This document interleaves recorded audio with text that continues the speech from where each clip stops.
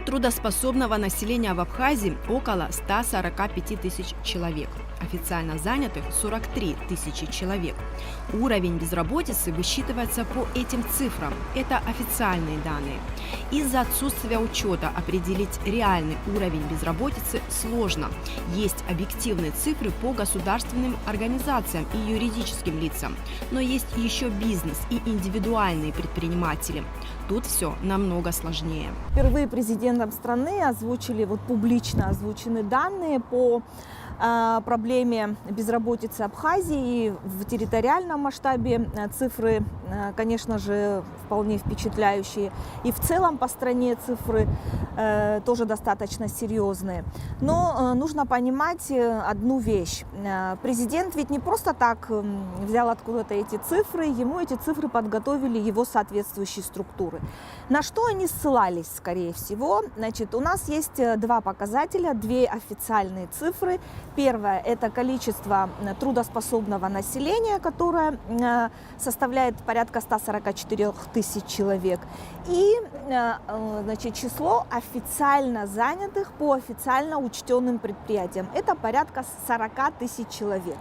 Вот разделив, скажем, число официально занятых на количество трудоспособного населения, и получается цифра порядка 70 с лишним процентов. Но судя по тому, что озвучиваются показатели 80 и выше процентов, то вероятнее всего, что официальные данные по занятости тоже снижены.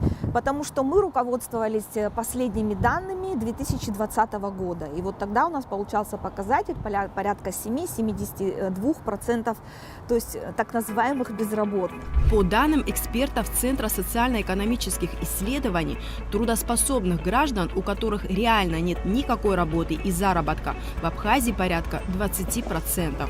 Эти данные вселяют осторожный оптимизм. На одной из конференций, проводимых в Абхазском государственном университете, изучали этот вопрос достаточно детально с учетом учета и оценки продуктивной занятости, так называемой продуктивной занятости. То есть мы вывели такую цифру: порядка 20% реально существующих безработных, то есть действительно людей, которые не имеют работу и не получают никакого дохода. То есть картина получается прямо противоположная той, что озвучивает президент. Да, а категория какая этих людей, интересно? Это эти 20% не работающих. То есть это люди, которые действительно не получают никакого дохода, они нигде не работают. Сюда же могут быть включены и студенты. Да, и сюда же могут быть включены и домохозяйки. Хотя по закону, допустим, о занятости населения, эти категории, в принципе, относятся к занятому населению. То есть где-то порядка 20. С этими цифрами могут поспорить. Я знаю, что и существуют другие эксперты, которые говорят, что у нас практически нет безработицы. Да, кто-то называет цифру в 5%, но, опять же, исходя из имеющихся данных, да, мы должны только лишь оперировать этими цифрами. Трудовой кодекс Абхазии дает определение занятости, но в нем отсутствует понятие «безработный». Парламентарии, по-видимому, решили, если мы признаем, что в стране есть безработица, то государству надо будет выполнять обязательства по выплате пособий. В итоге официально зарегистрированных в качестве безработных граждан в республике нет.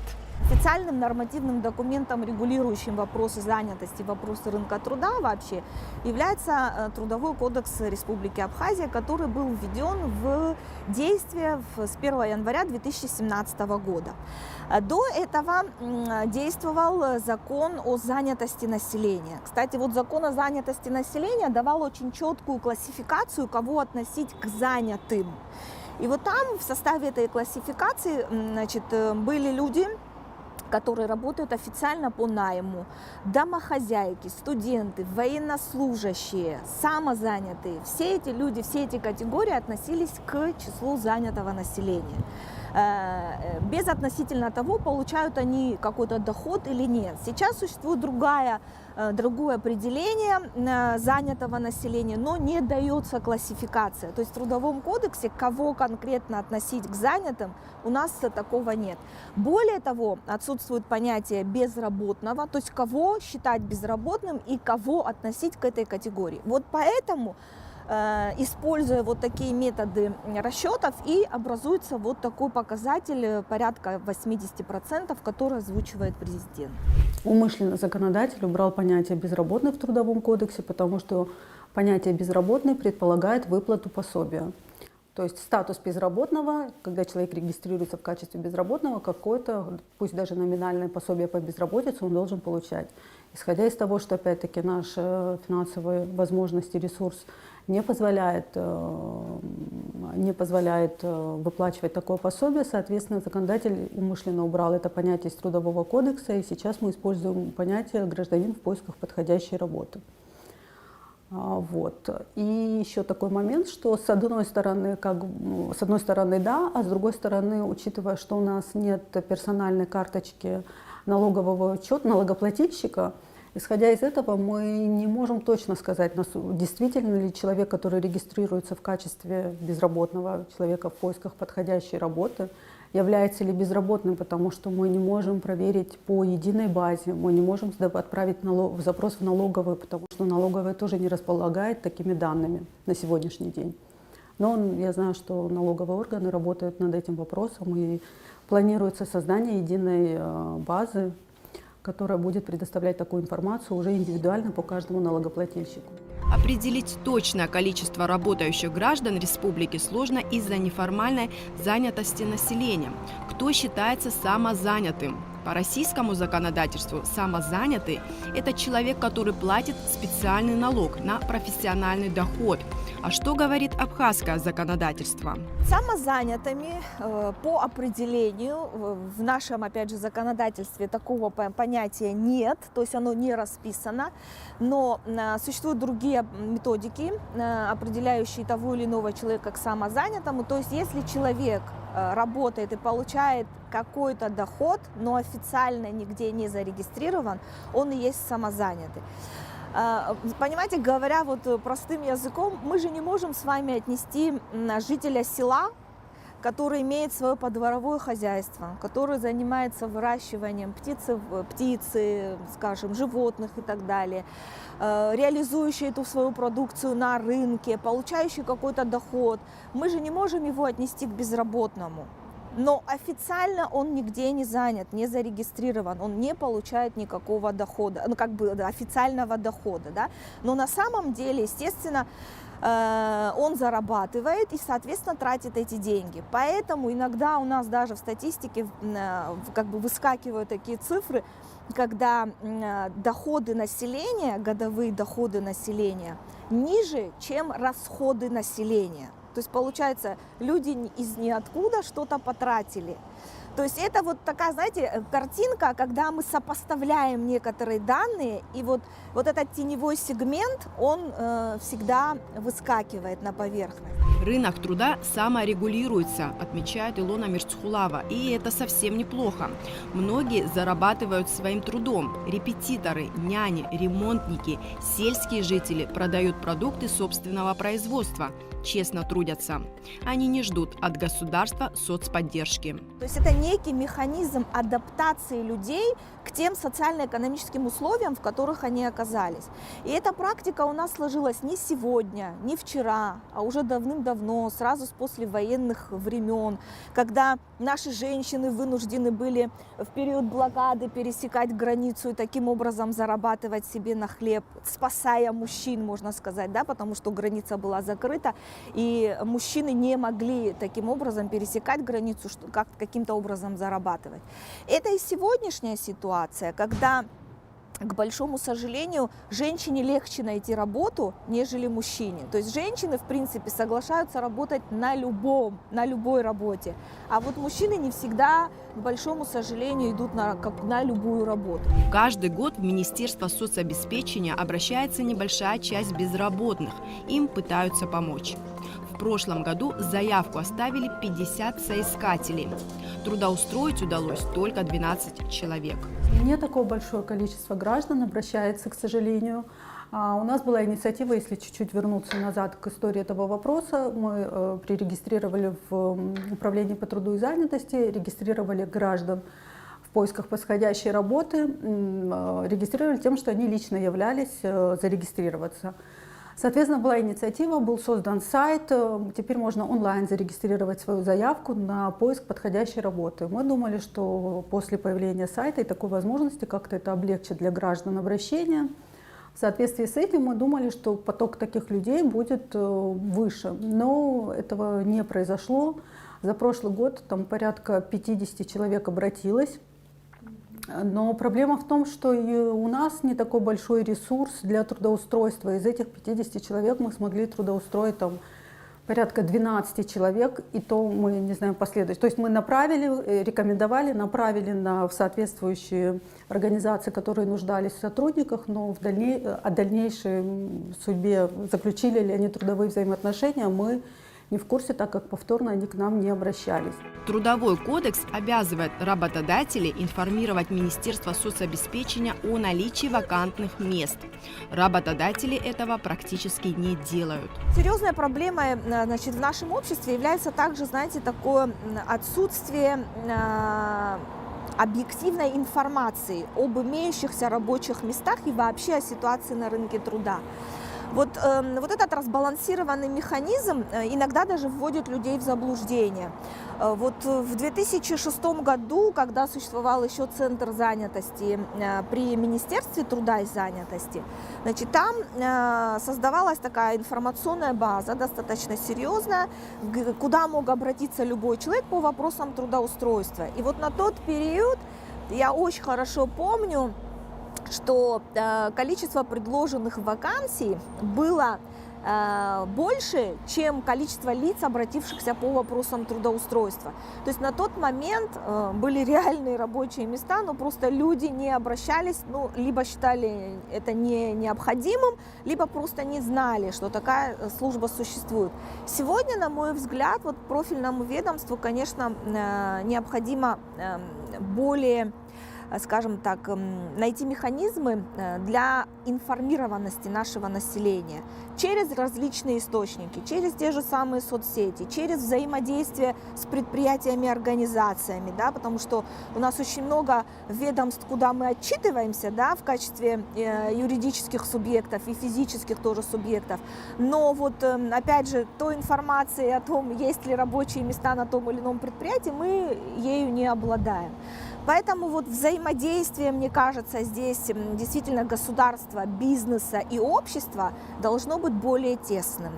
В соответствии, опять-таки, с Трудовым кодексом, организация, в которой появляется вакантное место, должна сообщить в уполномоченный орган, в данном случае в Министерство социального обеспечения и демографической политики, о наличии такого места. Но, к сожалению, у нас нет рычагов давления, информационные письма мы регулярно рассылаем, пытаемся доносить о такой необходимости, но, к сожалению, мы как-то повлиять на этот процесс тоже не всегда в силах. Илона Мирцхулава указала на активную внутреннюю трудовую миграцию. Это когда трудоспособное население, к примеру, Восточной Абхазии, в поисках работы перемещается из сел в столицу или Гагрский район. Мало того, что у нас существуют правовые провалы, да, в формировании рынка труда, у нас еще и серьезные территориальные провалы. То есть, скажем, у нас происходит такая трудовая миграция в течение всего года, внутренняя трудовая миграция, когда жители Восточной Абхазии едут на заработки в Западную Абхазию. То есть одна из главных задач сегодня, и в первую очередь, конечно, это задача нашего правительства, в том, чтобы создавать рабочие места именно в районах, в селах. потому что, опять же, мы же ссылаемся не только на данные официальной статистики, официальных источников, мы проводим еще и социологические опросы населения, которые как раз подтверждают присутствие, наличие такой проблемы, как безработицы, и в то же время люди готовы работать в селах на местах, если денежная оплачиваемая работа на местах для них будет.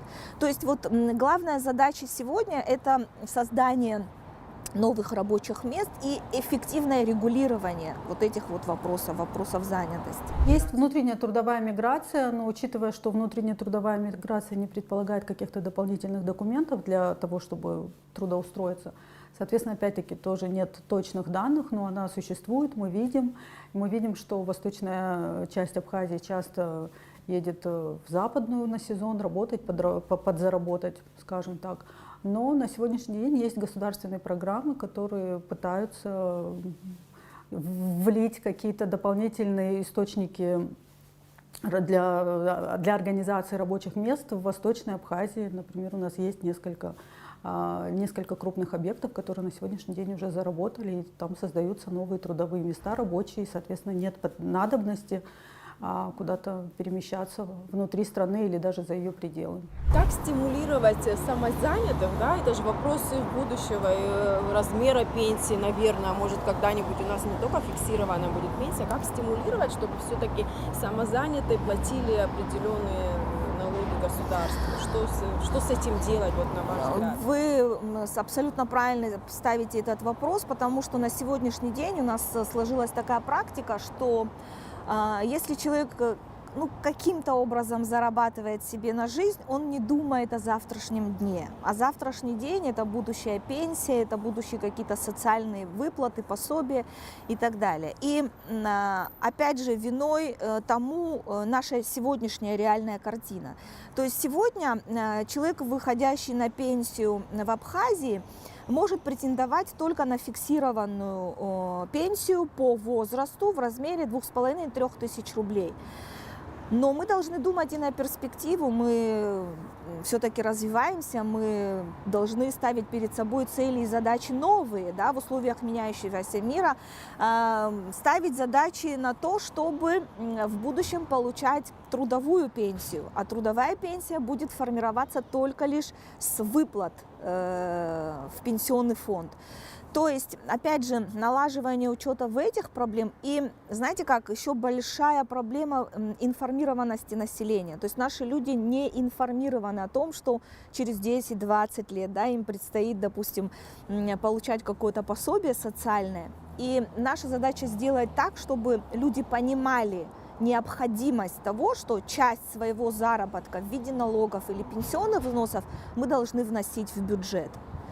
То есть сегодня, на сегодняшний день, государство не мешает этим самозанятым. И это тоже, наверное, большой плюс, что, скажем, не создает каких-то запретительных барьеров или не блокирует вот деятельность самозанятых там какими-то специальными там фильтрами, да, но понимание того, что в будущем и в перспективе эта проблема может еще наложиться на другую проблему, существующую сегодня, такая вероятность существует. Мы все очень надеемся и все работают на то, чтобы в будущем пенсия была трудовая пенсия и соответствовала тому заработку, который трудоспособный гражданин зарабатывал и соответствовал тем отчислениям, которые он производил за время своего трудового стажа.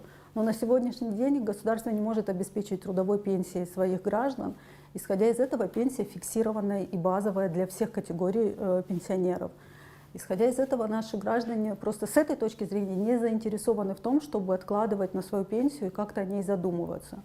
А по поводу того, что самозанятые были налогоплательщиками, с одной стороны, это совершенно верно, и, скорее всего, надо вводить понятие в Трудовой кодекс и дополнять последующими документами, там, налоговым законодательством в отношении самозанятых лиц. Но, опять-таки, с другой стороны, насколько будет корректно со стороны государства в отношении сельского, допустим, населения, которое последние 30 лет выживает, скажем так, за счет натурального продукта, начинать какие-то финансовые ужесточения, налоговые ужесточения именно с этой категории граждан, которая является наиболее уязвимой.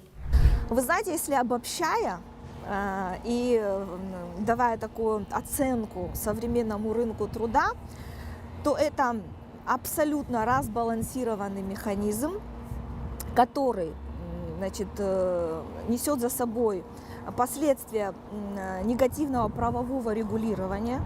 Это разбалансированный такой механизм с точки зрения учета и отчетности, с точки зрения несовпадения вообще спроса и предложения на рабочую силу. И, конечно же, это вопросы совершенствования и подготовки кадров, квалификации их и переподготовки этих кадров.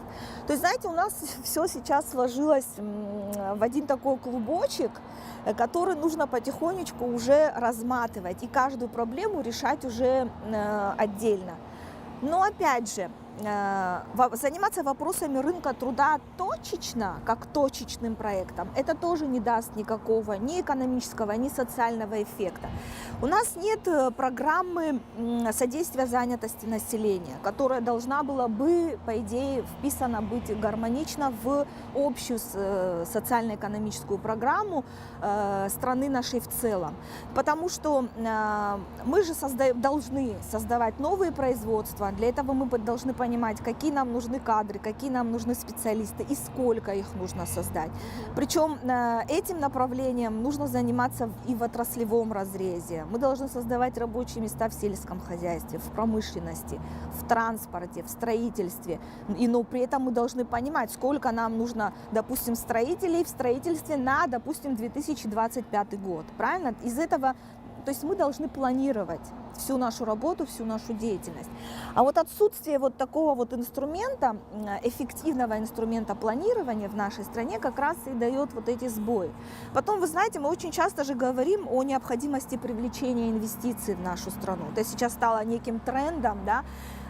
Да, мы привлекаем инвестиции. Инвестиции привлекаются для чего? Для того, чтобы создавать какие-то производства, создавать какие-то объекты, чтобы в них работали люди. А кто будет работать в этих новых инвестиционных проектах? Нацелены ли эти новые инвестиции на то, чтобы отечественные граждане, наше население работали на этих предприятиях? Потому что, из практики могу сказать, что в том же самом туризме очень многие гостиничные комплексы, они ведь не берут на работу местное население.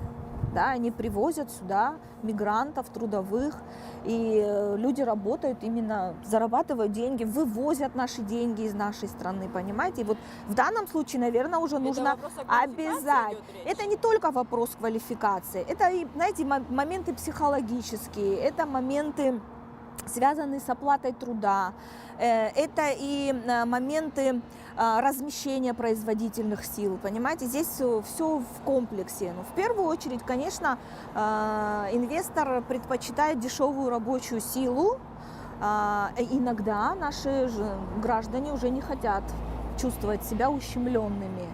Вот поэтому здесь нужно подходить, знаете, так и с точки зрения действительно национальных каких-то особенностей и создавать условия для работы именно местного населения.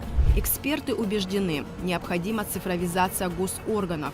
Только так можно наладить точную систему учета и отчетности. Тогда будет понятно, сколько в стране трудовых ресурсов, реально безработных, каковы спрос и предложения на рынке труда. В этом случае статистика по безработице будет не такой уж мрачной.